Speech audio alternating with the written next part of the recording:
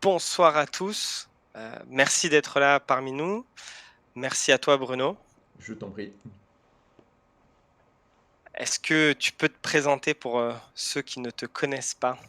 Avec plaisir. La version courte, c'est Bruno Kilguin. Je suis entrepreneur. J'ai fondé une société de conseil cet été qui s'appelle Aquila et qui est focalisée autour de l'utilisation de nouveaux outils digitaux disruptifs. L'objectif, c'est d'utiliser des outils qui sont peu utilisés dans le contexte des entreprises et de les amener justement à des contextes business pour générer des plus-values rapides, donc court terme, mesurable et évidemment efficace. Avant ça, pour parler un peu de mon background professionnel, même si je pense qu'on aura l'occasion de l'évoquer, j'ai eu un parcours qui est assez éclectique puisque j'ai été responsable pédagogique dans une école où j'ai encadré des équipes de professeurs avant de me tourner vers le conseil où j'ai été manager d'une équipe de consultants sur des sujets d'innovation digitale, donc du coup, et d'intrapreneuriat, comment amener les grands groupes à capitaliser sur leurs salariés pour pouvoir lancer des projets innovants en interne. Et enfin, j'ai été influenceur et joueur de jeux vidéo professionnel, principalement sur le jeu Teamfight Tactics qui est publié par Riot Games. Super. Comme tu l'as dit, c'est assez éclectique. Mais d'après toi, quel serait le point commun, hormis toi, bien sûr, entre toutes ces activités et tout ce parcours? Longtemps, je me suis dit qu'il y avait probablement un sujet d'humain. C'est assez paradoxal quand on me connaît personnellement parce que c'est pas forcément la première chose à laquelle on penserait. Mais si on essaye de tracer la ligne entre pédagogie, conseil, le fait d'être influenceur et du coup d'échanger beaucoup, puis de monter son entreprise, c'est toujours des milieux dans lesquels on va avoir énormément d'échanges humains. Mon sentiment, c'est que au-delà de l'humain, et probablement la réponse un peu plus attendue, c'est le challenge et la performance. Je pense que j'ai un besoin de changer fréquemment de contexte et de me mesurer à de nouveaux challenges. Il y a une vraie envie de se confronter à des choses que je ne connaissais pas avant et de voir si je peux m'y mesurer et y produire du résultat. Super. Et justement, je l'avais écrit dans ma description, forcément les gens qui te connaissent et qui apprennent à te connaître remarquent tout de suite ton approche très orientée résultat. C'est-à-dire, il y a que ça qui compte pour toi. Et tu dirais que ça a commencé à se marquer quand chez toi? Depuis toujours. Depuis toujours, mais c'est un gros sujet de réflexion personnelle. Je suis persuadé que c'est pas du tout lié à un caractère de base, ou en tout cas c'est la conclusion à laquelle j'en suis arrivé. Je pense que c'est énormément lié à l'éducation, c'est-à-dire que j'ai une très bonne relation avec mes parents, mais disons que j'ai été dans un modèle d'éducation qui est assez particulier, puisque voilà, quand j'ai grandi, le contrat moral que j'avais avec mes parents, c'est tu peux faire n'importe quoi, on t'achètera les jeux que tu veux, on te laissera participer aux activités extrascolaires que tu veux. La seule condition qu'on te pose, c'est il faut que tu sois premier à l'école et premier dans ce que tu décides de faire. Donc c'est même pas un sujet de il va falloir réussir à obtenir des bonnes notes, il va falloir avoir tant de moyenne, il suffisait d'être bon et d'être meilleur que les autres même. Donc je pense qu'il y a un vrai sujet d'éducation derrière plus qu'un sujet de caractère. Ok.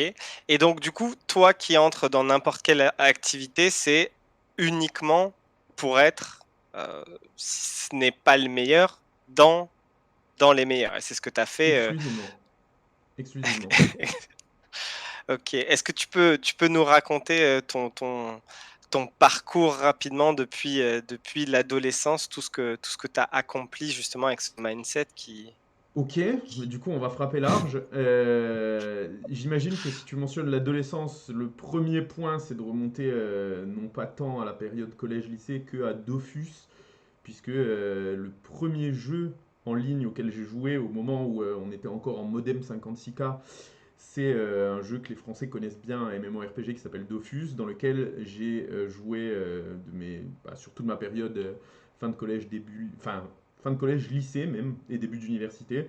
J'y ai joué 4-5 ans et ça a été mes premiers pas dans la vraie compétition, puisqu'on était dans un contexte où il y avait des millions de joueurs et où j'ai terminé par être premier mondial du jeu. Et c'est là où ça m'a conforté dans le fait de maintenir une approche qui est sensiblement orientée résultat et de vouloir me mesurer à une compétition qui est toujours plus grande. C'est d'ailleurs un des leviers qui m'a amené à revenir vers le jeu vidéo dans l'année précédente pour aller sur Teamfight Tactics. Ça a toujours été un des fils rouges de ma vie et de fait de ma carrière professionnelle. Donc il y a ça, en termes de grosses expériences qui ont été assez marquantes. Mhm. Évidemment, il y a tout le parcours scolaire, donc du coup que ce soit ce dont on a parlé, donc du coup collège-lycée, mais plus important les études supérieures.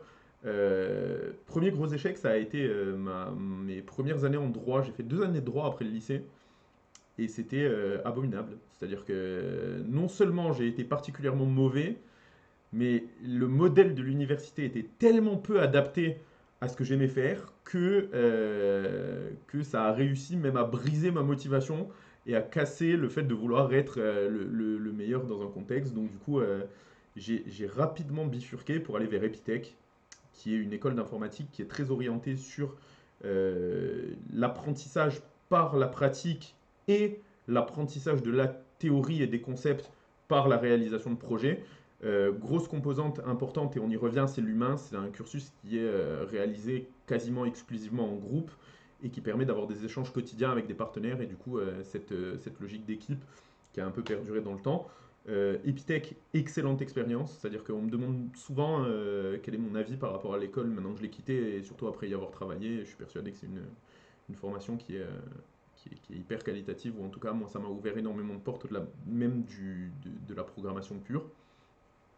Et ensuite, on arrive évidemment sur les champs professionnels, à savoir le passage à Epitech en tant que responsable des professeurs, où voilà, il y a eu des sujets importants qui ont été taclés. Dans le conseil, ça a été un peu la même chose. Le conseil, c'était une démarche qui était très challenging, puisque j'ai été recruté avec littéralement un objectif de performance. C'est-à-dire, je vois Pedro dans le chat, le contrat que j'avais passé avec lui, c'était il me recrute, je fixe le salaire. En fonction du salaire, il y a un objectif de chiffre d'affaires et de marge qui est défini. Et derrière, j'ai carte blanche pour pouvoir atteindre l'objectif. Et du coup, ça donnait des contextes qui étaient particulièrement difficiles en termes de réalisation d'objectifs.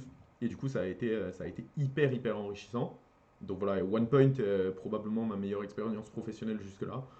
Contexte qui était hyper valorisant. Donc du coup, moi, j'y ai beaucoup appris et ça m'a permis de beaucoup grandir sur le plan professionnel. Et enfin, on a eu cette année assez folle sur Teamfight Tactics, dans lequel j'ai participé à de nombreuses compétitions, où je me suis arrêté juste avant la première Coupe du Monde, mais où j'ai un track record de résultats de tournoi qui était, en tout cas au moment où j'ai arrêté il y a quelques mois, parmi les tout meilleurs joueurs du monde. Et la coupe qu'on voit juste derrière toi d'ailleurs, la coupe, Qui a la été Kennen gagné Cup. sur la scène de la Paris Games Week en octobre 2019, tout à fait. On s'en souvient, on s'en souvient. Justement, tu parles de cette expérience à OnePoint.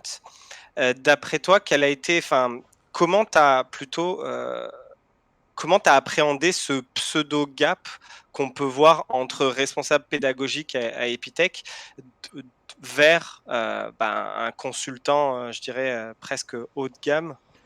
Comment ça s'est passé?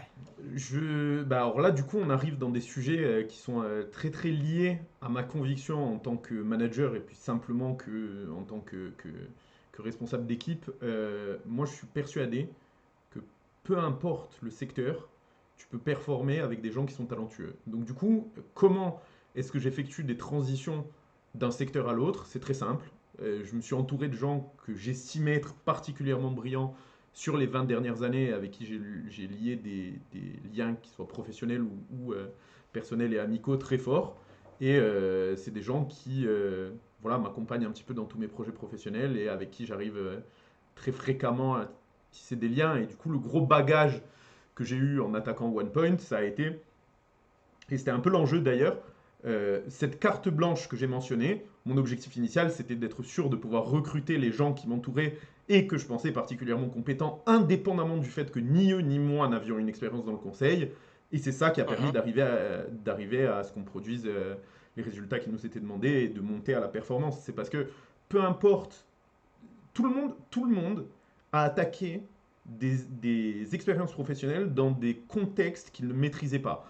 La question, c'est comment est-ce que tu arrives à t'entourer d'une équipe qui te permet d'être dans les meilleures conditions et quel process tu peux créer pour réussir à te mettre en performance rapidement et évidemment à faire en sorte que l'exercice soit agréable pour tout le monde. Super. Et justement, cette équipe dont tu t'es entouré, euh, ça a commencé, si je me trompe pas, en tout cas une grosse partie sur ce fameux jeu vidéo Dofus. Et de là, euh, a priori, je dirais, tu as ton bras droit, Jonathan, qui est là et qui travaille aujourd'hui avec toi. Tout Il y à a fait, c'est aussi vrai qu'il est là. Je vois Zui, etc. Donc, est-ce que tu penses que, enfin, justement, l'Alpha Légion, c'est donc pour note pour les novices, c'était le nom de ta guilde sur Tout à Dofus, fait. pardon. Et Alpha, c'est un peu le commencement. Quelle belle Métaphore, coïncidence. incroyable. Et du coup, comment ça, je dirais, forger le reste de ta vie, cette expérience, que ce soit amicale, comme tu l'as dit, mais aussi professionnellement. C'est compliqué parce que c'est des questions qui sont dans lesquelles tu as besoin. Enfin, je pense déjà que mon point de vue a évolué avec le temps. Mon sentiment premier, c'est que quand tu affiches des objectifs très ambitieux, forcément, tu agrèges autour de toi un écosystème de gens qui partagent cette ambition. Donc ça, c'est le premier sujet. Le deuxième, Mhm. c'est, là, on a parlé beaucoup du fait que le point initial, c'était Dofus. Alors, c'est une évidence. Par contre, indépendamment du point initial, le fait voilà, de rajouter des gens à cette équipe agrandie, ça s'est fait sur les jeux vidéo, donc en ligne, mais aussi dans des contextes professionnels plus classiques. Mon point de vue là-dessus, c'est que le comportement de quelqu'un sur un jeu vidéo, donc en ligne, derrière son ordinateur ou dans le cadre professionnel, est sensiblement le même. C'est-à-dire que, comme tu le précises, tu as une large partie de mes contacts que j'ai rencontrés en ligne, il n'y a aucune exception sur le fait que les gens se comportent de la même façon dans des écosystèmes de jeux vidéo que dans le monde professionnel. C'est-à-dire que tu parlais de Jonathan tout à l'heure, qui est du coup mon bras droit depuis une vingtaine d'années maintenant, que j'ai rencontré sur les jeux en ligne, qui a fait Epitech derrière, avec qui j'ai travaillé pendant que j'étais responsable pédagogique à Epitech, qui est venu me rejoindre sur Aquila maintenant qu'on a monté cet été. Donc c'est les méthodes de travail, les liens qu'on a pu créer et les automatismes qu'on a développés, ils se retrouvent dans des contextes professionnels et dans des contextes en dehors même du travail. C'est-à-dire que la façon, c'est un peu schématique évidemment, mais la façon dont se comportent les gens dans un contexte est souvent, à mon sens, révélatrice de la façon dont ils se comporteront professionnellement. Ça donne des idées de recrutement ou de façon de recruter des gens, peut-être, sur les jeux vidéo. Ah Peut-être qu'un bah, jour, on demandera. ça me paraît évident. Non, mais on le dit en rigolant, mais je vais prendre un exemple qui est bien connu Ouais. des joueurs, et puis de toute façon, maintenant, on peut considérer que le gaming, ça a été un peu élargi, donc tout le monde comprendra le propos, mais particulièrement dans les jeux qui ont une dynamique sociale et dans lequel tu fais partie d'une équipe qui doit réaliser un objectif, tu retrouves des concepts qui sont les mêmes que ceux du monde du travail. À savoir, tu as la responsabilité d'être présent de telle heure à telle heure, tu ne dois pas être en retard, tu as dû préparer la session de jeu pour pouvoir être en performance au moment où ça commence, tu dois avoir fait des recherches préalables pour être certain de pouvoir jouer ton rôle comme attendu. Et ça, c'est des choses que tu vas retrouver dans le caractère de chacun. C'est-à-dire, il n'y a pas de raison que quelqu'un qui soit particulièrement carré sur un jeu vidéo ne le soit pas dans un contexte professionnel, si toutefois tu lui mets un cadre qui est similaire. Ça semble effectivement très clair. Et donc, du coup, pour, enfin, cette façon de penser, elle est pas naturelle pour tout le monde. On Je est suis bien assez d'accord. d'accord avec ça. Du coup, qu'est-ce qui se passe dans la tête de Bruno Kilguin quand il commence quelque chose? Que ça soit n'importe quoi, à quoi il pense? Ok, alors ça c'est une des grandes questions et moi c'est une des questions qui m'amuse le plus parce que c'est une des réponses les plus paradoxales je trouve. Le fait de commencer quelque chose, Je trouve ça paradoxal parce que Mmh. euh, c'est la période, quand tu commences, généralement, indépendamment du contexte, quand tu commences, tu perds.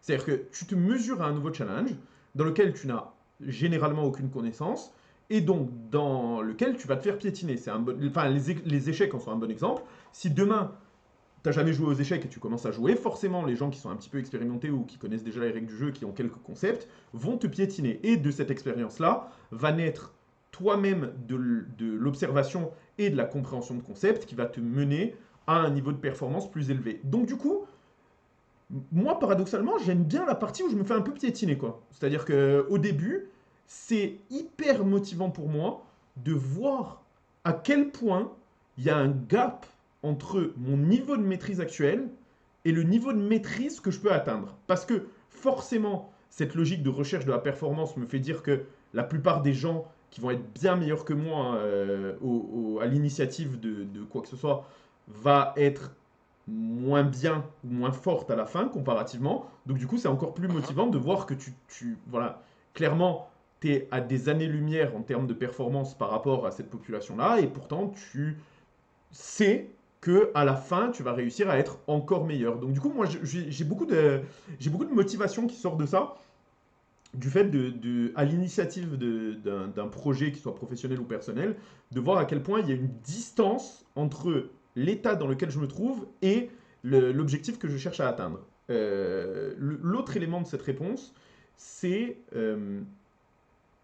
j'ai toujours, dès le premier jour, une idée à la fois de l'objectif que je souhaite atteindre et des méthodes que je vais utiliser pour le faire. C'est-à-dire que quand j'ai fondé Aquila, pour reprendre l'exemple le plus récent, je ne me suis pas Mmh. posé de questions sur les modèles d'organisation, sur les valeurs de l'entreprise, sur le sens de l'entreprise. Ça, c'est des choses qui se sont imposées d'elles-mêmes. Par contre, c'est dans l'application et la compréhension des nouveaux concepts liés bah, du coup à la création d'une entreprise, que ce soit sur le volet administratif, sur le volet de la création des business plans, sur la compréhension des mécaniques commerciales. Donc tous ces nouveaux éléments opérationnels que je ne maîtrise pas du tout et où je m'amuse beaucoup à les découvrir au quotidien, ça c'est des choses où la partie découverte se présente. Par contre, sur tout ce qui est concepts généraux, bah, disons que les valeurs d'Aquila, c'est les mêmes valeurs que celles qu'on avait à OnePoint, qui sont les mêmes valeurs que celles qu'on avait à Mmh. Epitech, qui sont les mêmes valeurs que celles de l'Alpha Légion. Donc du coup, il n'y a pas de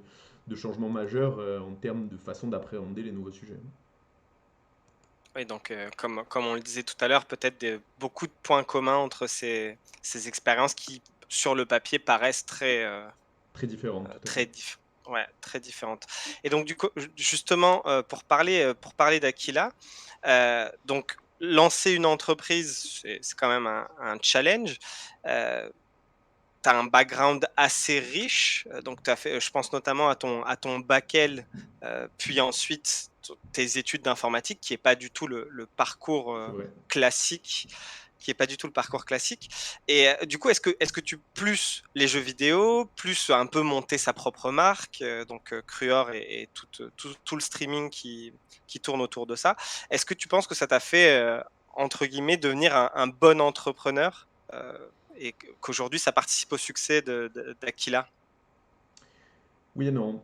C'est-à-dire que je pense pas que ce soit directement relié à l'entrepreneuriat. Par contre, je pense que réaliser des choses dans des domaines différents forge une certaine forme d'agilité et te permet d'appréhender de nouveaux sujets de façon plus efficace. Donc du coup, est-ce que les jeux vidéo, ça a fait de moi un bon entrepreneur?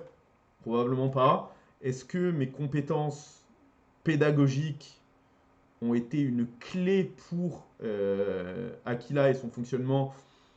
Probablement pas non plus, mais c'est des concepts sur lesquels tu vas pouvoir capitaliser dans certaines situations précises. Par contre, Bien le sûr. fait de toujours changer de secteur et de toujours se confronter à de nouvelles problématiques, forcément, ça forme sur à minima voilà, l'agilité sur la capacité à rebondir. OK, et donc justement cette capacité à rebondir, est-ce que tu peux, expliquer comment l'idée de ta première offre pardon est venue? Qu'est-ce qui s'est passé derrière tout ça? le parcours et la réflexion, ça a été, terminé, j'ai fait une année complète sur Teamfight Tactics, qui était donc la période où j'ai été joueur pro. J'ai commencé en juillet 2019, je me suis arrêté à la fin du mois de juin 2020, après avoir fait un bilan. Mon sentiment, c'est que, un, j'avais poussé le jeu suffisamment loin pour me challenger, et deux, j'avais l'impression que le secteur ne me procurait pas suffisamment de challenge pour me nourrir. Donc du coup, c'est à ce moment-là que j'ai décidé de retourner dans le conseil. Et mon premier Mhm. plan, c'était de recontacter les cabinets que je connaissais pour pouvoir trouver des missions en freelance. En fait, l'objectif initial, c'était de réussir à devenir consultant freelance et à pouvoir naviguer entre les différentes missions pour justement assouvir cette soif de nouveaux challenges.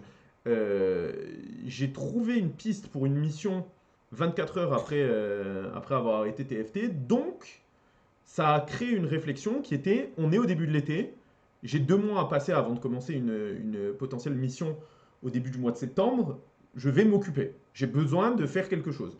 Qu'est-ce que je peux faire qui soit intéressant et utile pour moi? Et je me suis dit que j'allais développer euh, des compétences variées qui allaient pouvoir venir enrichir mon CV et qui, idéalement, me permettraient voilà, de découvrir de nouvelles choses ou simplement de montrer que j'avais des capacités qui dépassaient le cadre de mon CV. Et cette réflexion-là m'a mené à l'idée de créer une offre sur étagère que j'allais pouvoir proposer aux différents cabinets de conseil qui pourraient me placer. Un, parce que ça montre que je suis capable d'adresser la création de valeur sur l'entièreté de la chaîne, la création Mhm. d'offres sur l'entièreté de la chaîne de valeur, pardon. Et dans un second temps, parce que ça me permettait de négocier avec ces structures un taux de rémunération qui était plus élevé, puisque j'apportais directement une offre sur laquelle ils pouvaient me staffer. La façon dont ça s'est fait, c'était très très organique, c'est-à-dire que d'abord je me suis posé la question de savoir sur quoi allait porter cette offre. Initialement, je me suis rapproché des sujets que j'adressais chez OnePoint, donc du coup des sujets qui sont très hors sol, qui sont très méthodologiques, notamment sur la question de l'innovation, comment apporter de l'innovation dans les grands groupes. Et j'ai rapidement discard ça, puisque je suis parti du principe que c'était transparent sur mon CV, donc que ça allait pas apporter un gros plus. Je me suis imposé une Ok. contrainte qui était, puisque j'ai déjà créé plusieurs offres sur des aspects qui sont très méthodologiques, très humains, je voudrais prendre le contre-pied de ça et créer une offre qui part d'un outil ou d'un service. Et étant donné que j'avais rien développé moi pendant les 2 mois de cet été, il fallait que je trouve un outil qui allait me permettre de build une offre de service autour. Là, au même moment, Discord annonce son pivot marketing pour passer d'un logiciel de communication pour les gamers à un logiciel de communication et d'agrégation de communautés. Et du coup, je me suis dit, ok, bingo, faisons ça. Je maîtrise déjà l'outil puisque ça a été un des leviers de croissance de mon stream et de mon activité d'influenceur. Essayons de créer quelque chose qui permette d'intégrer Discord dans les milieux professionnels, dans les contextes business. De là est née Harmony, Mhm. l'offre qui permet d'intégrer Discord à sa stratégie de communication digitale pour les entreprises. Et la réponse, en fait, voilà, le fait de créer Harmony à la base, c'était vraiment un exercice bac à sable pour montrer que j'étais capable de le faire. Ce qui s'est passé, c'est que d'abord, je l'ai présenté aux différents organismes de conseil qui m'entouraient, dont la réponse a Mhm. été plutôt unanime. Ah, ça a l'air cool, nous on aimerait bien le pusher à nos clients. Donc déjà, c'était pas forcément le plan initial avec lequel j'avais créé l'offre, mais bonne surprise.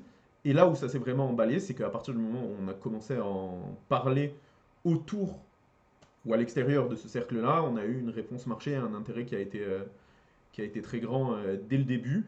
Et ça m'a permis de comprendre que voilà, il y avait une vraie demande et que c'était possible non pas juste de créer une offre, mais vraiment de créer une société qui allait pouvoir porter à la fois Harmony et d'éventuelles autres offres que je serais amené à créer ou que l'équipe serait amenée à créer par la suite. Ok, super. Et justement, toi qui es très orienté résultat, ça fait quoi? Quelques mois que Aquila est sur pied. Est-ce que, enfin, en termes de chiffres, ça représente quoi, Aquila, aujourd'hui? Alors, c'est une excellente question. On va partir du principe que je suis dans la phase où on se fait piétiner, hein. C'est la phase initiale dans laquelle on apprend un peu. Blague à part, en termes de chiffres, j'ai toujours du mal à me rendre compte de ce qui est bien ou ce qui l'est pas. Déjà, le point positif, c'est qu'on n'est pas mort, alors qu'on est dans une période. Voilà, disons que, en tout cas, créer une entreprise entre les deux confinements, il y a deux façons de le Mhm. voir. Soit c'est véritablement aimer le challenge, mais côté masochiste de la chose, soit c'est être complètement con. Donc voilà, pick one. Moi, mon sentiment, c'est que très probablement j'aurai une réponse à cette question d'ici 3 mois. Le sujet, c'est en termes de chiffres, du coup, pour répondre à ta question. Mhm. Le point positif, c'est qu'on a réussi à engranger du chiffre d'affaires sur les 2 premiers mois, alors qu'on sait qu'on est sur un cycle de vente qui est particulièrement long. Quand tu intègres un nouvel outil digital au sein d'entreprise, tu es forcément sur des cycles de décision qui vont être assez longs et dans lesquels vendre des prestations, c'est compliqué. On a réussi à faire un peu plus de 10 000 € de chiffre d'affaires sur les 2 premiers mois, ce qui est OK. Ce qui m'a permis du coup, donc ça c'était sur les mois de septembre et octobre, ce qui Mhm. m'a permis le 19 octobre du coup d'intégrer Jonathan qui m'a rejoint et du coup maintenant on est deux. Jonathan qui en sa qualité de serveur manager donc du coup va pouvoir accompagner les clients sur les deliveries mais surtout continuer le build de Harmony là où moi je vais pouvoir me concentrer sur la stratégie globale d'Aquila et sur la partie commerciale. En termes de chiffres qui pourraient être intéressants au-delà du chiffre d'affaires, le pipe client est intéressant, c'est-à-dire qu'on a, je vais en parler maintenant parce que je pense que c'est assez pertinent. La façon dont j'ai abordé la stratégie commerciale, c'est étant donné que je ne comptais pas recruter de commerciaux initialement, j'ai monté une mécanique d'apporteur d'affaires. Donc du coup, l'objectif, c'était d'allier mon écosystème qui était convaincu par l'offre à Harmony pour les utiliser comme apporteur d'affaires et du coup pour faire de la mise en relation. Et moi, mon enjeu, c'était de réussir à leur proposer un marché dans lequel je considérais qu'ils étaient rémunérés à leur bah, même peut-être un peu plus que la valeur marché habituelle. Généralement, où moi j'ai été formé dans le conseil sur ces sujets-là, généralement les taux d'apporteurs d'affaires pratiqués c'est entre 5 et 8% en fonction du secteur dans lequel tu te trouves et en fonction de l'interlocuteur que tu vas mettre en relation dans l'entreprise cible. Moi, j'ai voulu Mhm. attaquer très tôt le marché de manière très agressive pour pouvoir créer des références et montrer qu'on était capable d'être considérés comme des experts sur ces sujets émergents. Donc, du coup, j'ai directement positionné un 20% sur les apporteurs d'affaires avec la particularité qu'il n'y a pas de décote d'une année sur l'autre, donc quelque chose qui n'existe pas hein, a priori. Donc là, en tout cas, ça tend à faire pencher la balance du côté de la folie plutôt que de la raison. Mais l'idée, c'est que cette mécanique-là, ça m'a permis de générer, grâce encore une fois à mon écosystème, et je pense à Blackfoot, je pense à Citizen principalement, une quantité de leads énorme rien que sur le premier mois d'activité. C'est-à-dire que dès le début du mois de septembre, on avait 40 leads potentiels à adresser, ce qui est incroyable pour une entreprise qui se lance. Donc du coup, la situation dans laquelle on se trouve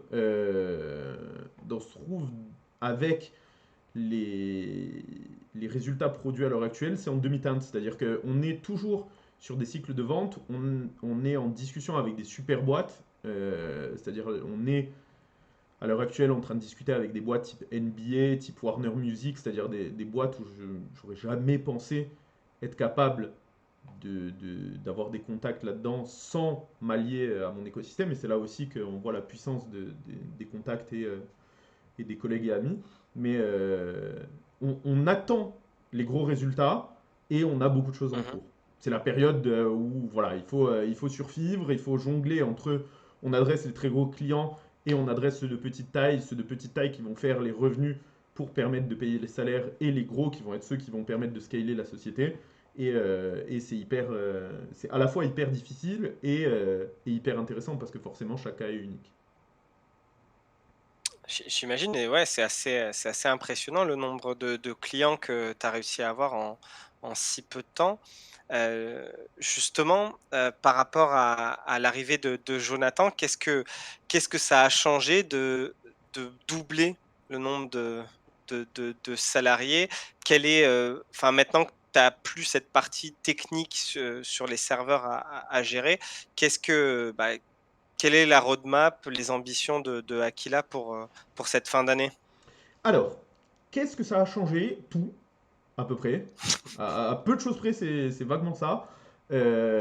C'est impossible, à mon sens, seul, de pouvoir concilier le build et le delivery Mmh.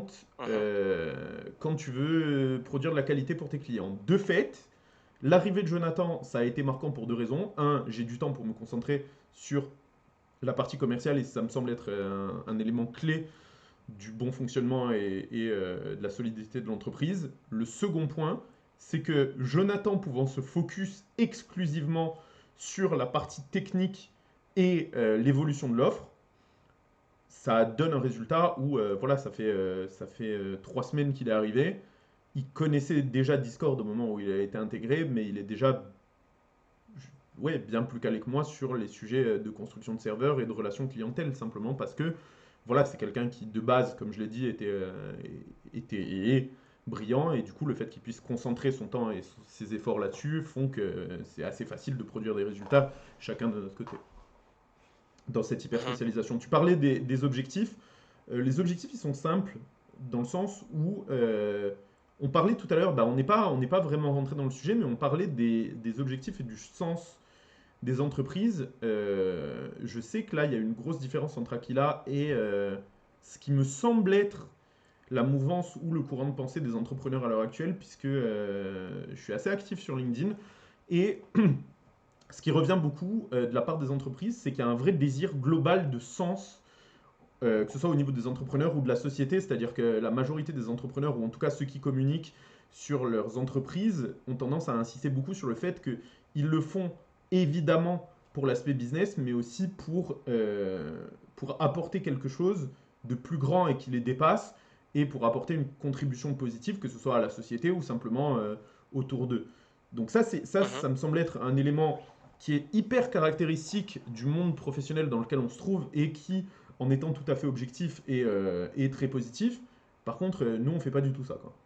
C'est-à-dire que nous, la façon dont on se définit, c'est de manière beaucoup plus binaire. On a un domaine d'activité, le conseil et la maîtrise des outils digitaux disruptifs. Notre objectif, il est très simple. On veut faire en sorte de maximiser la satisfaction client. Pourquoi? Parce que de ça découle une santé économique de la boîte très forte et permet un scaling en termes d'employés qui permet une spécialisation et la création de nouvelles offres et de nouveaux pôles. Et du coup, ça crée un cercle vertueux qui va vers la satisfaction des clients. Mais voilà, s'il faut l'hyper simplifier, nous chez Aquila, et je parle du coup ici au nom de la société, on n'a pas une ambition de contribuer au bien global, on a une ambition de satisfaire les demandes de nos clients qui nous font confiance sur les sujets qu'on maîtrise. Et de fait, C'est très bien. pour répondre plus directement à ta question, l'ambition maintenant c'est quoi? C'est d'arriver à adresser le maximum de demandes clients. Et ça passe par une certaine forme d'évangélisation des outils sur lesquels on travaille, notamment Discord, qui répond à des sujets de télétravail, qui répond à des sujets de culture d'entreprise, qui répond à des sujets de communication digitale sous toutes ses formes.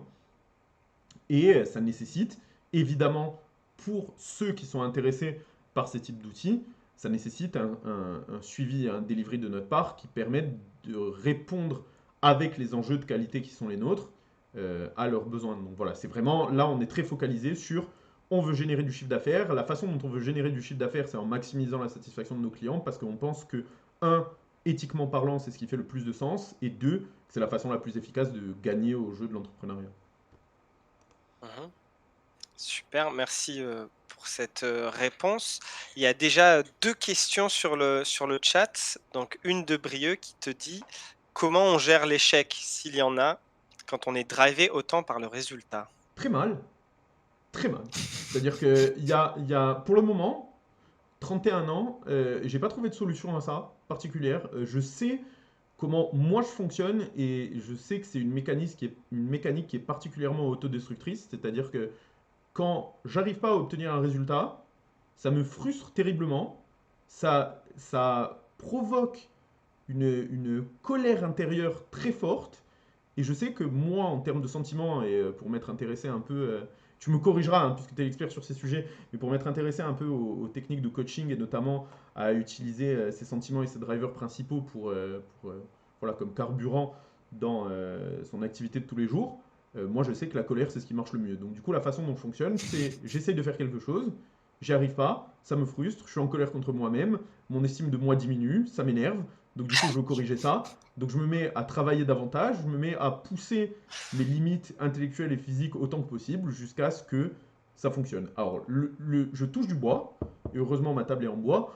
Je suis jamais arrivé dans la situation où, après avoir push, ça craque et ça devient un échec notoire. Donc j'espère que je ne vais pas me retrouver dans cette situation, mais je serai à mon avis bien embêté parce que forcément, vu les réactions émotionnelles très fortes que ça me procure, le jour où je ne vais pas réussir à solutionner ça, j'ai pas hâte de vivre la situation.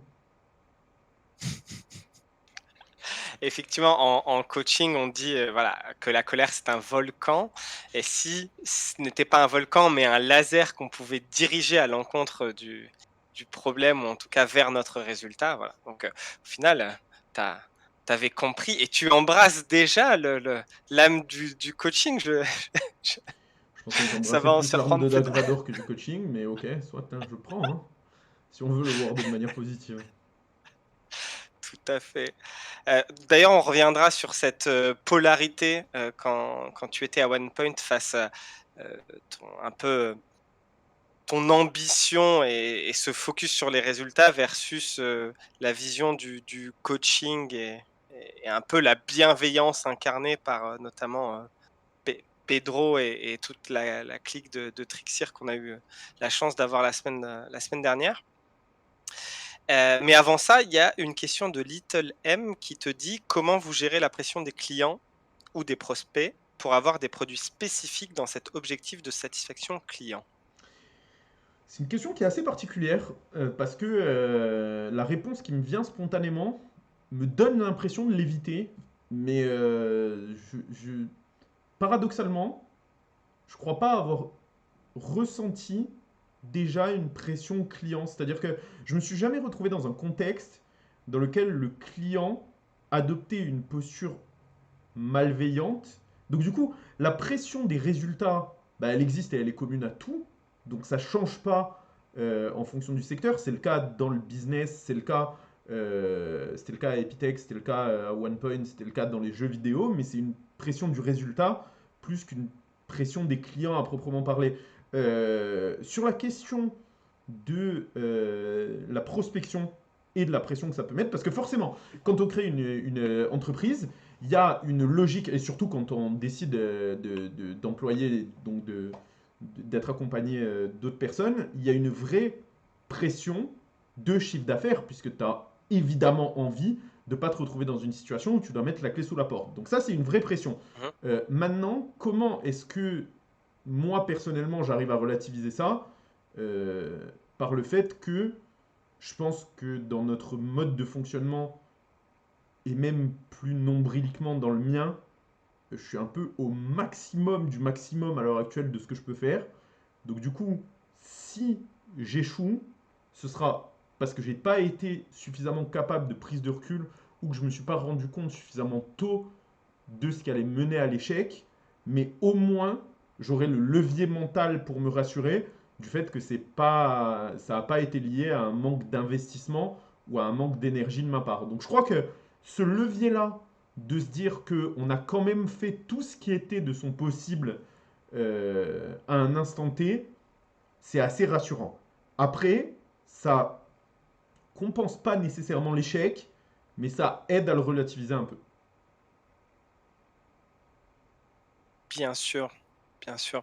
Et puis ouais, enfin, ce que tu disais tout à l'heure, c'est que je pense que la pression que tu te mets toi est telle que par rapport à ce que le client peut faire, c'est C'est assez exactement limité, ça. je Je pense que pense. c'est la meilleure façon de le présenter. C'est-à-dire que c'est très rare. En fait, si tu veux, à partir du moment où tu te fixes un niveau d'exigence qui est bien plus haut que ce que tu as l'habitude de voir sur le marché du travail, bah, ton client, il va jamais te demander. Enfin, Mmh. disons que j'ai pas côtoyé de clients qui me disent, mais Bruno, tu n'as pas travaillé ce week-end de 6 heures du matin à minuit. Comment? Je désire une explication. Bah, c'est pas facturé. Et généralement, ça s'arrête là. Voilà, donc il y a peu de situations dans lesquelles le client va avoir une exigence terrible, quoi. Merci en tout cas. Little M a l'air ravi de ta réponse.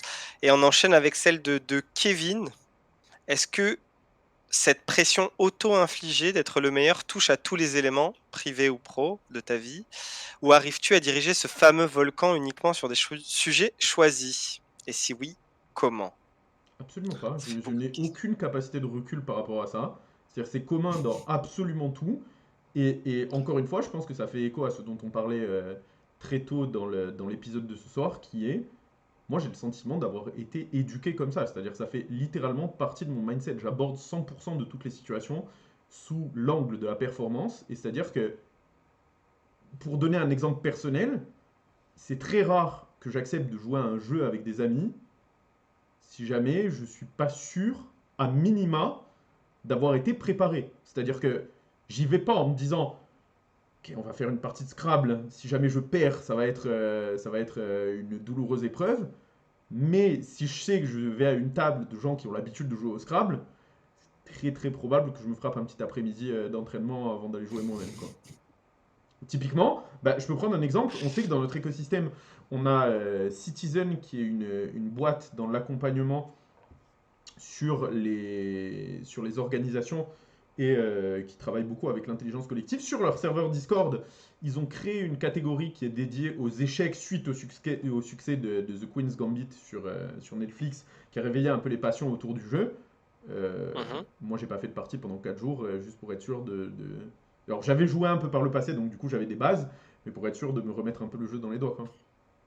Mhm. Et donc, du coup, c'est-à-dire que c'est ça qui est un peu marrant quand on connaît ton parcours, c'est que tu as transformé des choses qui sont normalement pour des loisirs, au final, en une aventure sans fin et quasi sans limite. Ah, c'est toujours plus marrant. Enfin, moi, j'ai le sentiment que c'est toujours plus amusant. Enfin, disons que, voilà, si on doit le prendre sous ce prisme-là, l'idée, c'est de dire, je pense que de vivre ces expériences sous, enfin, ou en tout cas, sous l'angle de la performance, ça apporte probablement plus de fun à la fin que le fait de juste y aller pour s'amuser. Parce que la naissance du challenge qui est lié à ce nouveau sujet bah, va faire que tu vas être forcément plus investi, que tu vas forcément te démener pour trouver des solutions et que du coup, que plus tu vas Mhm. lutter, plus l'obtention de résultats à la fin est agréable. Je pense qu'il y a un sentiment de satisfaction qui est beaucoup plus fort lié au fait que tu y as mis forcément plus de toi-même. Forcément. Et il y a Timoun qui te défend. C'est ton avocat, c'est ça? Bah écoute, c'est à minima un ami. Est-ce que c'est mon avocat? Disons que ça fait partie des couteaux suisses qu'on connaît tous les deux. Est-ce que ce serait un bon avocat et est-ce que je le prendrais? Je vais me permettre d'utiliser mon premier joker de la soirée là-dessus, quoi. Ok, je, je comprends, je comprends. Et donc, en parlant de résultats et de tout ce que tu as accompli, c'est quoi pour toi ta plus grande fierté? Tout confondu. Bon, celle-là elle est hyper dure, hein. Celle-là, elle est hyper dure. Je pense, et ça pour le coup, je sais pas si c'est un constat d'échec. Moi, j'ai le sentiment que c'est un constat d'échec. Si je me voile pas la face, je pense que c'est un Mhm, constat d'échec profond. Mais je crois que ce qui me rend le plus fier, c'est la toute fin de Dofus. C'est la dernière réalisation, le dernier challenge avant d'arrêter sur Dofus, qui était voilà, le fait d'être confronté à un challenge que le jeu n'avait jamais connu auparavant, au pic de sa popularité, au moment où tout le monde voulait notre tête, et je dis nous avec du coup les joueurs qui m'accompagnaient, où on était extrêmement attendu et où on a littéralement piétiné l'ensemble du jeu pour obtenir le résultat et partir à la fois la tête haute et fort d'une victoire qui n'avait jamais été égalée jusque-là. Et ce sentiment de victoire totale et écrasante, je ne l'ai jamais retrouvé jusque-là. Disons que dans le business, s'il fallait retrouver ça, il faudrait que j'arrive à aller expliquer à Jeff Bezos que voilà, sa fortune personnelle est, ma foi, probablement peu impressionnante. Vu qu'Amazon, c'est une petite entreprise locale qui, ma foi, m'a l'air pleine de valeurs et de vertus. Oui, une entreprise familiale comme on les Exactement, aime. ce brave Jeff. Effe- Effectivement.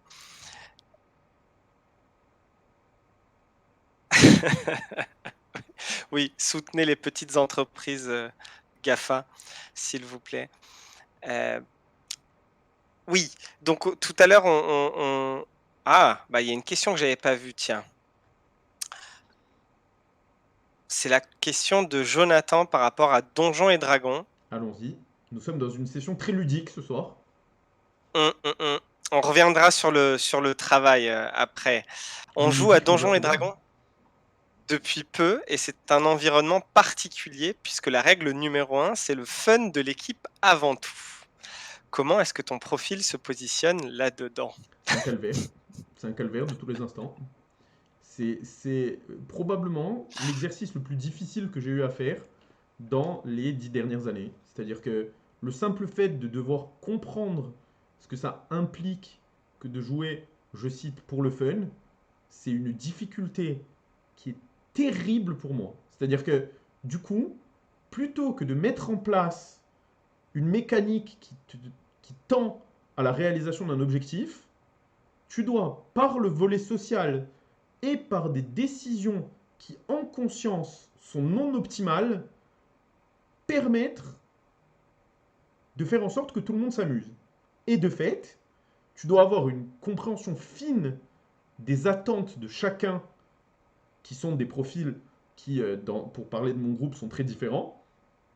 Et du coup, ça nécessite voilà, véritablement de être prêt à, et je le mets entre gros guillemets, mais bon, ça donnera le sens, mal jouer ou se restreindre dans ses choix parce que t'as pas la cohésion d'équipe, parce que il faut faire des consensus, parce qu'il faut faire des compromis, parce que on n'a pas un objectif commun. Ça hyper frustrant. C'est-à-dire que tout mon parcours professionnel et perso, dans tout ce qu'on a cité jusque-là, ça a toujours été avec un parallèle partout. Il y a un groupe qui est uni, qui sait vers quoi ils veulent. Quand t'as pas ça, c'est un Mhm. calvaire. C'est un calvaire. J'ai le sentiment que c'est une super métaphore du monde du travail et que ça me conforte dans l'idée de me dire qu'il faut surtout pas que je me retrouve dans ce genre de situation parce que c'est vraiment une torture complète pour moi. Alors après, je l'évoque sous un angle très négatif. Le Mhm. truc, c'est que forcément, étant donné que c'est particulièrement dur, bah, j'y trouve un plaisir. Parce que, à la fin de chaque session, je suis obligé. Non, allez, à la fin de chaque session, j'exagère un peu. Mais une fois sur deux, je suis obligé de faire une introspection personnelle et de mener une réflexion globale sur comment je fais pour ne pas être l'élément perturbateur qui fait en sorte que les quatre autres personnes qui jouent avec moi, soit n'arrivent pas à parler, soit n'arrivent pas à prendre une décision, soit puissent s'amuser simplement. Et ça, en termes de remise en question, on est sur un vrai concept. Le fait d'occuper une position dans laquelle tu es clairement un, un frein à l'obtention du résultat qui, du coup, ici est le fun, c'est extrêmement difficile à gérer.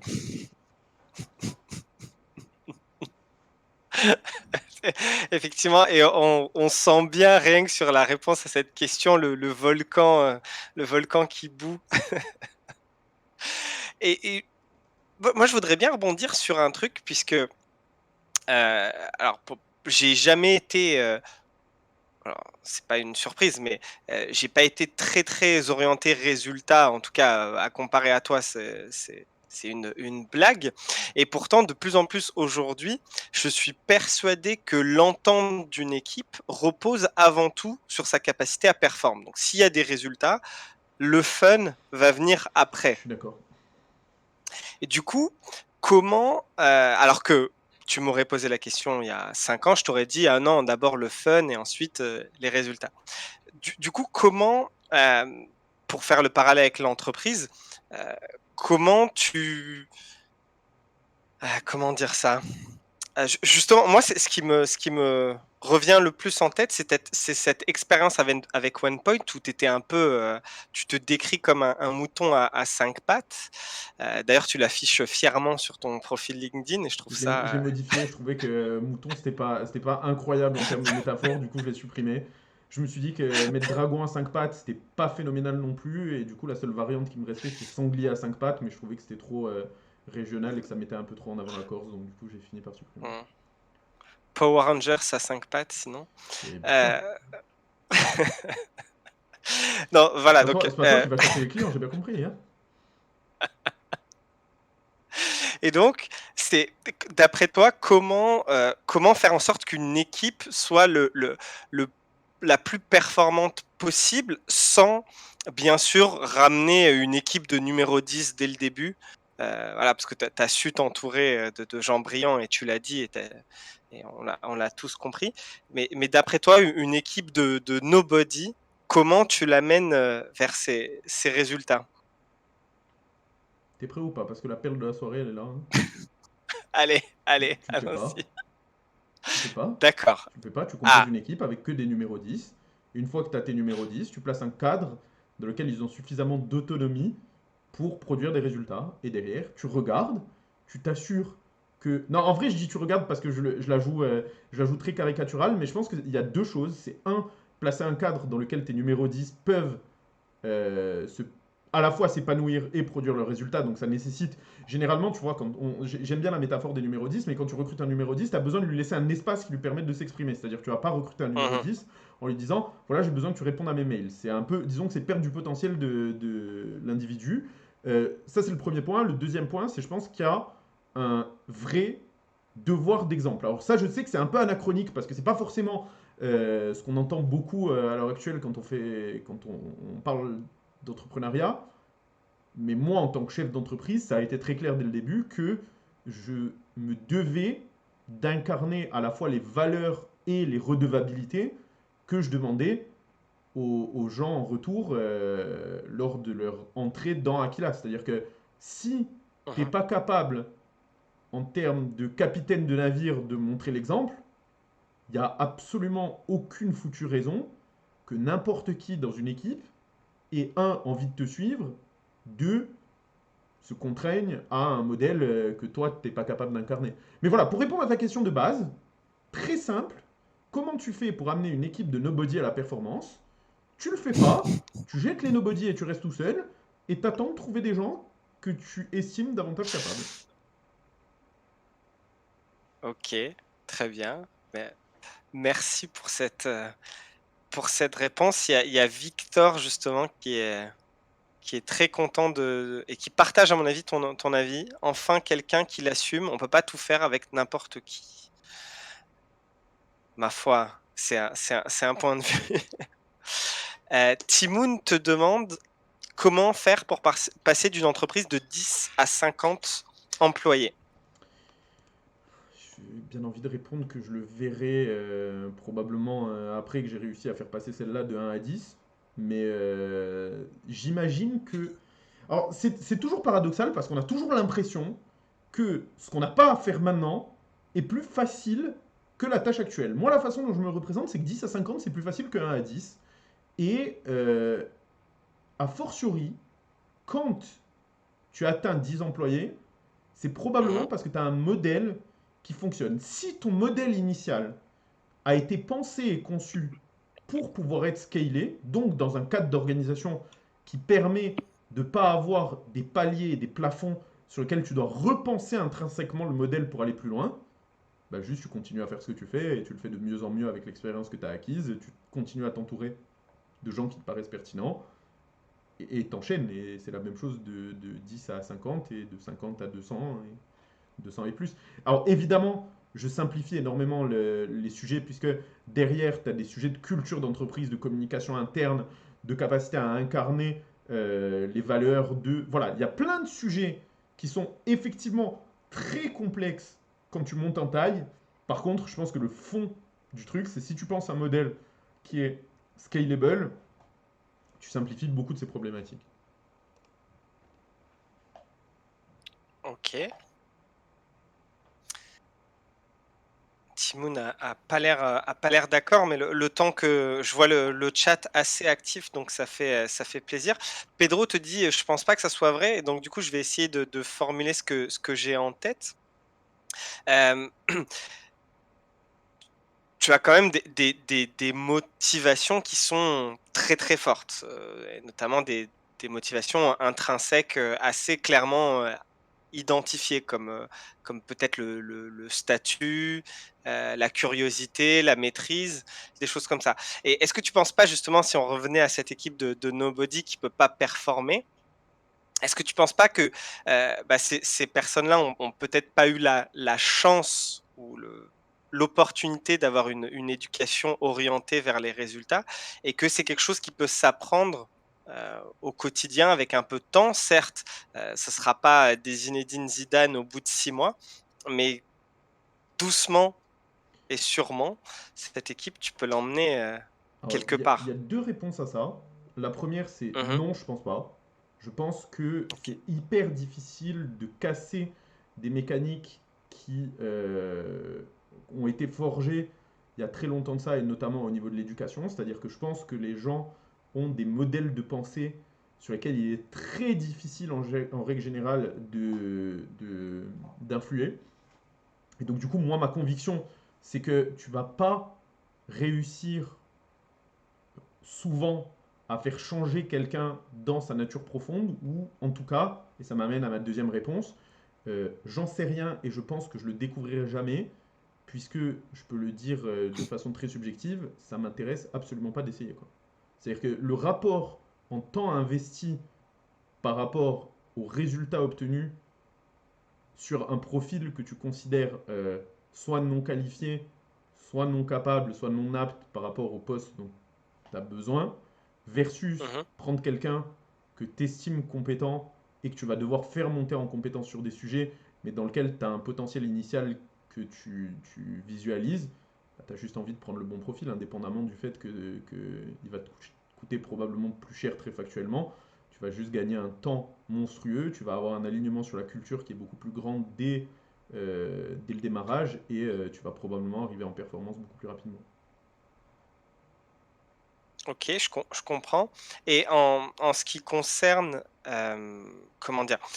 Cette, c ces personnes qui t'entourent, qui te ressemblent un peu quelque part, sur, les ambitions, la façon de voir les choses, est-ce que tu penses pas que c'est un frein au final à justement cette croissance et cette scalabilité d'une entreprise, où tu vas pas trouver 50 licornes qui soient, incroyables, et que à force d'avoir un peu le même cadre de référence, vous allez pas, vous allez vous empêcher d'avoir des idées que vous n'auriez pas forcément eues, ou un point de vue, ou des façons de voir les choses tout simplement, et cette richesse et cette diversité d'entreprises qui est, je trouve en tout cas, assez importante, pour la robustesse justement, la diversité dans les gènes, la diversité dans une entreprise, c'est vachement important pour confronter tous les points de vue et trouver forcément la meilleure solution avec, 10 backgrounds, voire 15 backgrounds, différents. Alors pour le coup, je suis Mmh. particulièrement aligné avec ça. C'est-à-dire que il y a deux éléments dans ce que tu présentes qui pour moi sont très forts. C'est un, être capable de tabler sur une diversité des profils qui va apporter une richesse à l'entreprise. Ça, j'en ai une conviction profonde.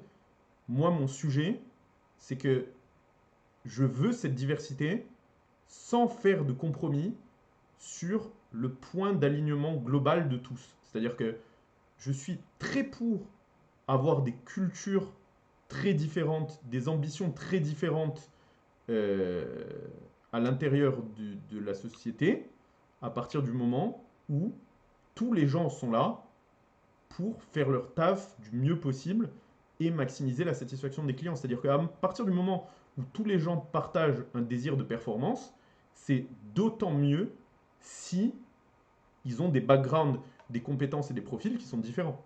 Enfin, moi, je Mmh. suis convaincu que la diversité est une force. Par contre, la diversité pour la diversité, je pense que ça n'apporte rien. Et je pense qu'il faut s'assurer, lors de l'embauche et l'arrivée de nouveaux profils dans la société, que tous partagent un socle commun qui va leur permettre d'interagir facilement. Ça, effectivement, je suis tout à fait d'accord. C'est-à-dire que on fait pas de la diversité pour prendre un débutant et un il peut y avoir de la diversité dans les expertises et ça effectivement, Mais même dans c'est les caractères, facile, même dans les backgrounds sociaux, même dans... Enfin, le principe de diversité de manière globale, je pense, c'est mmh hyper riche. Le truc, c'est que, encore une fois, tout est très OK à partir du moment où les gens sont alignés sur le pourquoi ils intègrent cette entreprise, qu'est-ce que cette entreprise incarne et comment, quels vont être leurs modes de travail au quotidien. À partir du moment où les gens savent dans quoi ils mettent les pieds et ils sont eux-mêmes capables de juger si ça leur correspond ou pas. Et moi, ma conviction là-dessus, c'est à partir du moment où tu es très, très ouvert et très transparent sur les modèles de fonctionnement jusqu'au salaire et aux rémunérations qui sont généralement les sujets touchy, c'est assez facile d'aligner un ensemble de personnes, je pense. mh. Donc il y a rien, enfin je te pose la question, mais moi je le sais, hein, il y a rien qui pourra te faire changer d'avis sur cette approche. Mais C'est une qu'est-ce que question, tu as tu peux y envie de répondre. dire? Qu'est-ce que tu as envie de dire à ces gens qui ne partagent pas justement cette approche, je dirais presque perfectionniste et le résultat avant tout? Heu, qu'est-ce que tu pourrais leur dire pour leur faire changer d'avis ou leur faire passer, les faire passer du côté clair, par exemple? Absolument rien.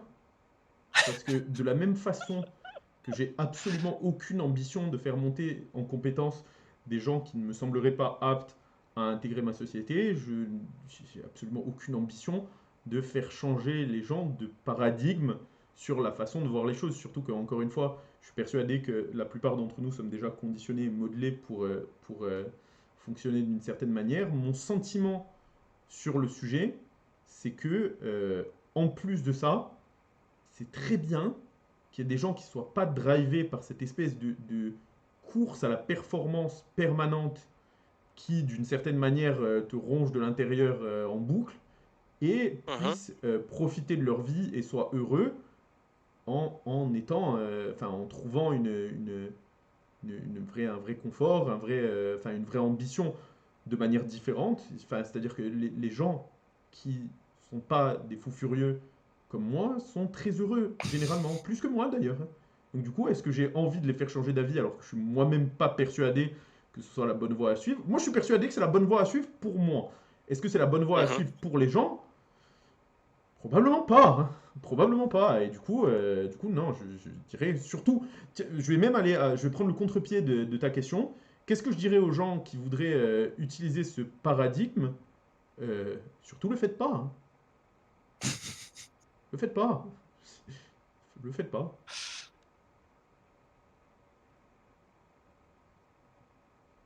Et tu penses pas que,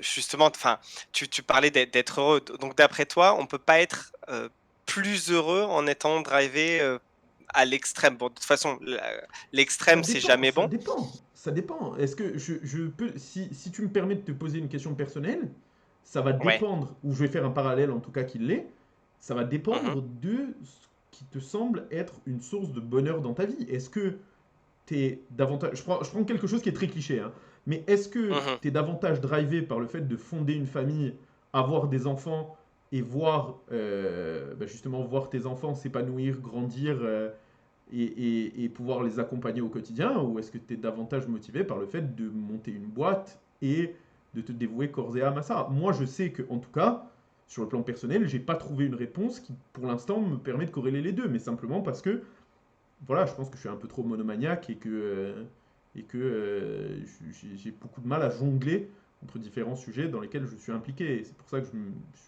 toujours très investi et investi à 100% dans un sujet en parallèle en même temps. Mais voilà, tu vois, si on prend cet exemple-là, je suis persuadé qu'il y a beaucoup de gens qui sont plus heureux avec leur famille en nouant des liens sociaux très forts, qu'ils soient familiaux ou amicaux, Mmh. et dans lequel le travail, c'est un, C'est un 9h, 17h, je rentre chez moi et je profite des gens qui m'entourent. C'est OK. C'est tout à fait OK. Et je suis sûr qu'il y a aussi des gens dans la situation où, ils adorent leur travail, ils sont très passionnés et effectivement, ils sont en train de fonder une famille, mais ils essaient de concilier les 2 heu, pour pas qu'il y ait de sacrifice. Parce que si c'est une option binaire, forcément, en choisissant une, tu perds 50. Donc autant faire les 2 plus qu'au possible. En tout cas, c'est mon avis Je suis d'accord, mais et c'est voilà. particulièrement difficile, je pense. Ah oui, ouais, ouais. Il y a bien un moment où tu dois choisir, plus que l'autre, Je sais pas effectivement. s'il y a un moment où tu dois choisir. Ce que je sais, c'est que moi, j'ai jamais réussi Ouais. à trouver l'équilibre. C'est vrai que Brieux est dans cette situation. Il C'est vrai, et beaucoup plus effectivement. talentueux que moi, du coup, sur ce sujet-là, en soi. Alors, les amis, il est 21h11. Je vous propose de finir, de conclure très bientôt. Il y a Arthur qui te pose une question. Étant moi-même dans ce mode de pensée, selon toi, quel est le but final de tout ça? Comment considéreras-tu avoir accompli ta mission entre guillemets? Comment te sentiras-tu satisfait d'un point de vue KPI? Bah, c'est une excellente question.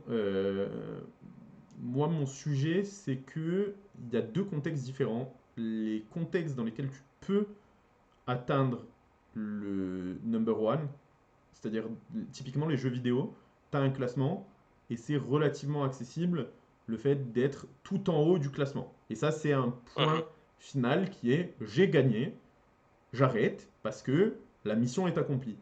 Dans un cadre dans lequel il n'y a pas d'objectif défini, je pense que c'est de toute façon très personnel. Moi, mon sentiment, c'est que tu sais toujours quand tu as fini et atteint ton but ou pas. Parce que typiquement dans l'entrepreneuriat, la façon dont je me le représente, c'est que tu n'as pas de goal final. Il n'y a, Mmh. pas de, il y a pas de endgame. Il y a juste un stade dans lequel tu t'assois, tu prends du recul et tu te dis, ok, je pense que c'est une comparaison. En vrai, je pense que c'est une comparaison. La réponse à ça, c'est quand je serai persuadé que j'ai fait mieux que 99,9% des autres entreprises, bah, j'estimerai que j'ai gagné. Mais sur quel facteur? J'imagine que le plus objectif, ça doit être l'argent. Mmh. Et ce sera probablement, moi, à titre personnel, celui que j'utiliserai. Est-ce que j'ai réussi à générer assez de satisfaction client pour que ça débouche sur un chiffre d'affaires colossal qui me permet de penser que objectivement je fais partie du 0,1%. Et si c'est le cas, ok, j'ai gagné. C'est cool. Disons que l'avantage, je pense que je vais volontairement et de façon simpliste vers l'argent parce que Mmh. c'est quelque chose de tangible en fait. C'est-à-dire que mesurer le bonheur ou la satisfaction de ses salariés, c'est beaucoup plus difficile que de dire voilà quelle est la valeur de ma société, voilà quel est le parcours qu'on a accompli d'un point de vue financier, voilà le chiffre d'affaires qu'on est capable de dégager. Et moi, j'aime beaucoup tout ce qui est mesurable, tout ce qui est objectif et tout ce qui permet voilà, de véritablement mesurer la performance et ce qu'on a accompli. Mais je reconnais que c'est de la facilité. Bon, facilité, pas forcément, mais effectivement, comme tu le disais, l'argent, c'est enfin, money talks, comme disent nos amis, américains.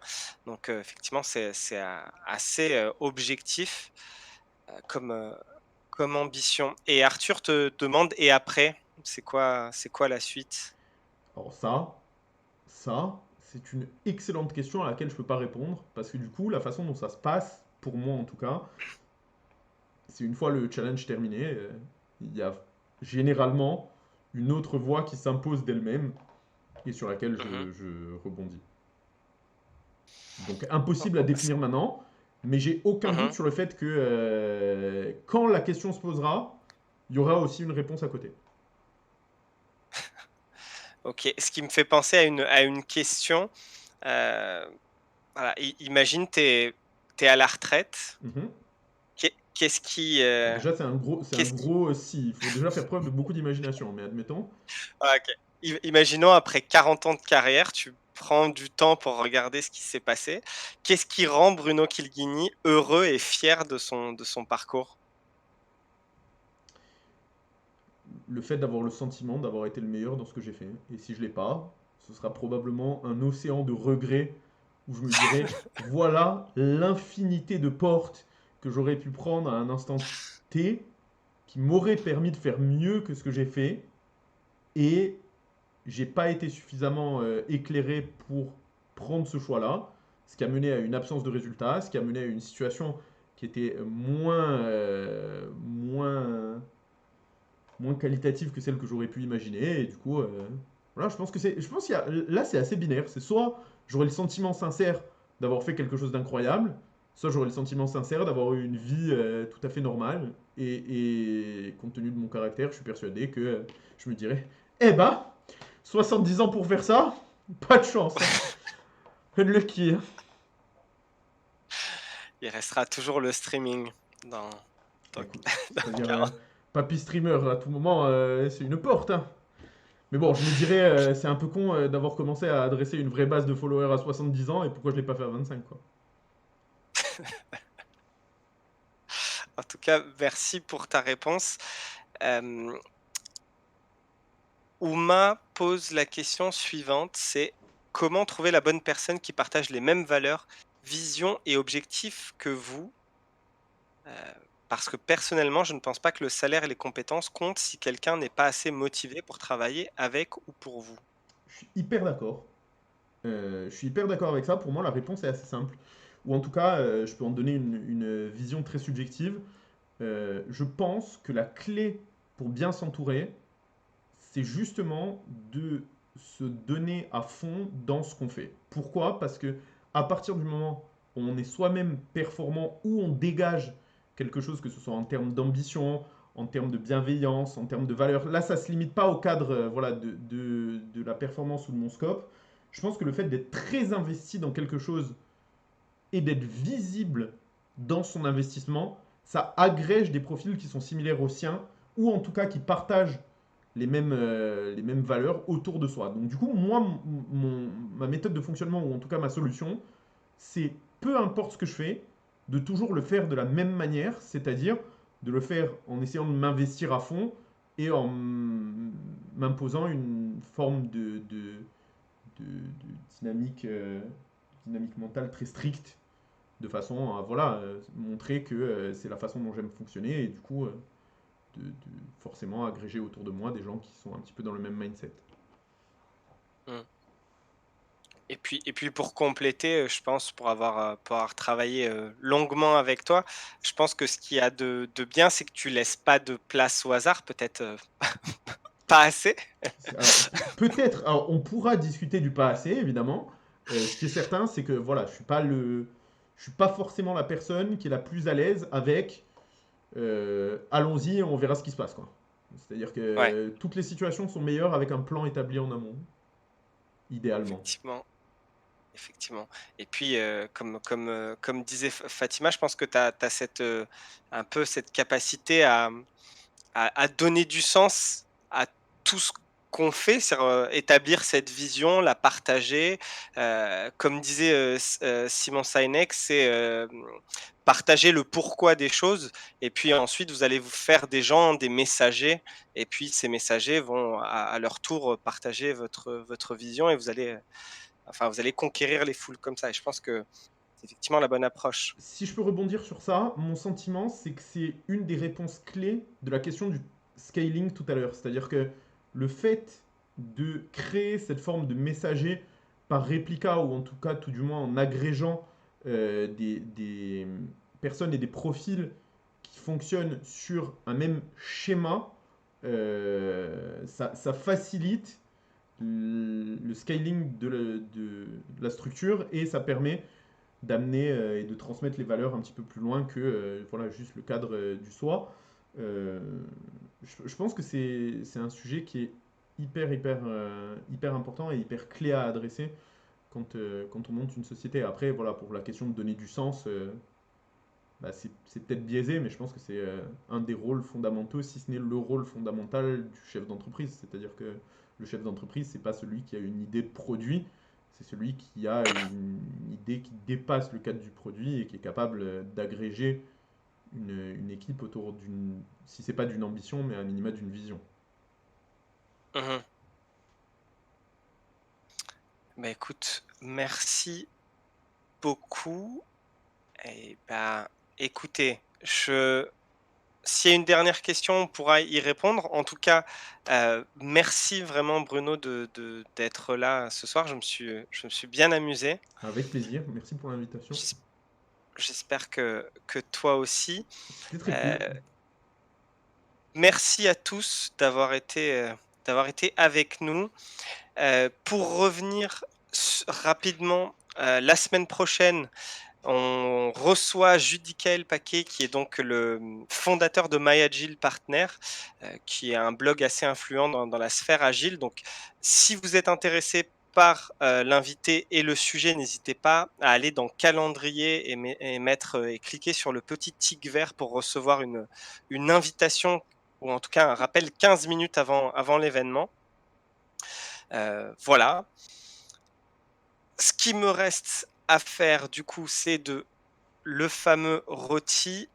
Je vais partager mon écran. Donc le rôti, pour ceux qui nous rejoignent cette semaine, c'est une note de 1 à 5.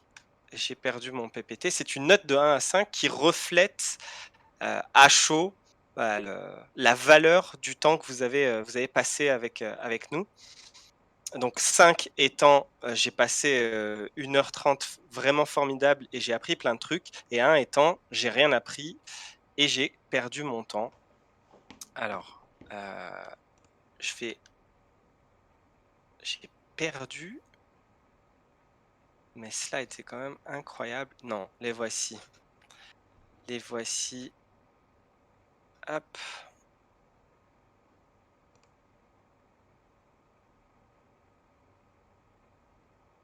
Alors je sais pas si vous voyez mon écran? On voit très bien. Voilà, donc n'hésitez pas à mettre dans votre chat la petite note, qui correspond à ce ROTI, donc ROTI qui veut dire Return on Time Invested. Donc voilà, ça permet tout simplement, à moi notamment, d'avoir votre réaction à chaud et de savoir si je dois améliorer certaines choses. Et en parlant de ça, justement, le plus delta qui me permet d'en savoir un peu plus. Donc voilà, qu'est-ce qui vous a plu tout particulièrement? Et d'après vous, qu'est-ce qui pourrait être amélioré?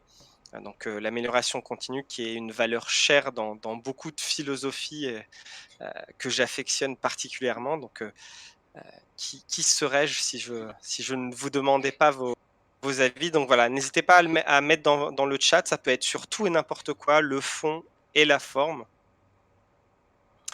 Et écoutez, il me reste plus qu'à vous remercier très chaleureusement encore une fois, et puis vous souhaiter une très bonne soirée.